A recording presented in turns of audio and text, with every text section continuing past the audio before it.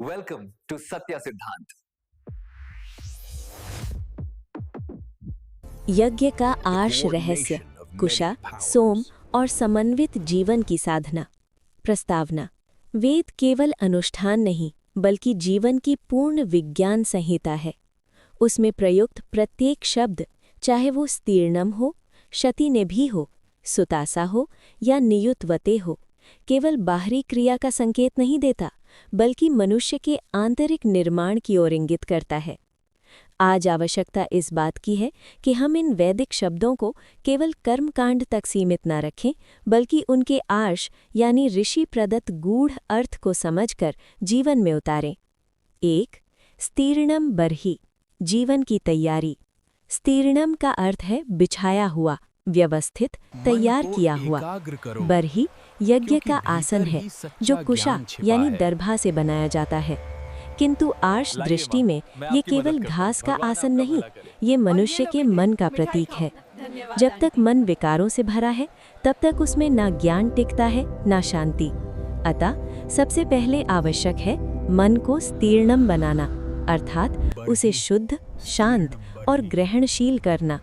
2. कुशा यानी दर्भा, शुद्धता का प्रतीक। वैदिक यज्ञ में कुशा का प्रयोग शुद्धता के लिए होता है। आज भी ये उपलब्ध है, प्रकृति में और पूजा सामग्री में। किंतु इसका गूढ़ अर्थ है जीवन में पवित्रता और सजगता का आधार बनाना। जिस प्रकार कुशा यज्ञ भूमि को पवित्र करती है, वैसे ही सद्गुण मनुष्य के जीवन को पवित्र करते हैं। 3. शतिनिभि, अनेक शक्तियों का समन्वय।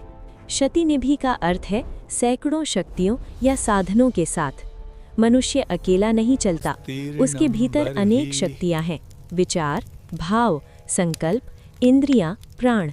जब ये सब असंगठित होते हैं तो जीवन बिखर जाता है, और जब ये समन्वित होते हैं तभी वही मनुष्य सफल और प्रभावशाली बनता है। 4.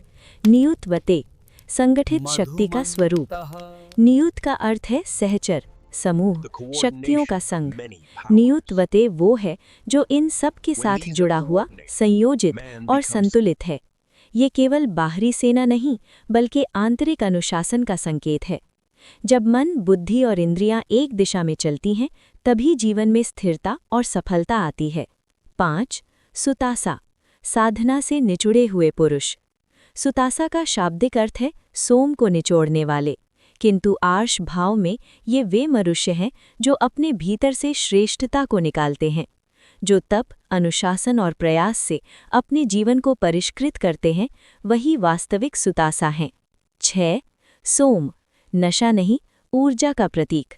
सोम को आज कई लोग भ्रमवश नशा मान लेते हैं, जबकि वैदिक सत्य ये है कि सोम एक औषधीय, जीवनदायी रस था। आज उसका वास्तविक स्वरूप लुप्त है, किंतु उसका प्रतीक आज भी जीवित है, ज्ञान, ऊर्जा और पवित्रता के रूप में। पदार्थान्वय भाषा। हे विद्वान, जिस दिव्य गुणयुक्त देवाय के लिए तुभ्यम ही, आपको ही प्रथम रस आदि ग्रहण करने योग्य मानकर देवाः विद्वान जन ये मेरे नियमपूर्वक प्रवृत्त होते हैं, उन ते आपके आनंद तथा कृतवे श्रेष्ठ बुद्धि की सिद्धि के लिए मधुमन्तः मधुर गुणों से युक्त सुतासः परिष्कृत कर्म रूप पदार्थ प्रास्थिरन भली प्रकार स्थापित हों और स्थिरन स्थिरता को प्राप्त हों। अतः आप नः हमारे स्तीर्णम व्यवस्थित और शुद्ध बर्हि विस्तृत जीवन आसन में वीतये सुख एवं कल्याण के लिए उपयाही समीप पधारें।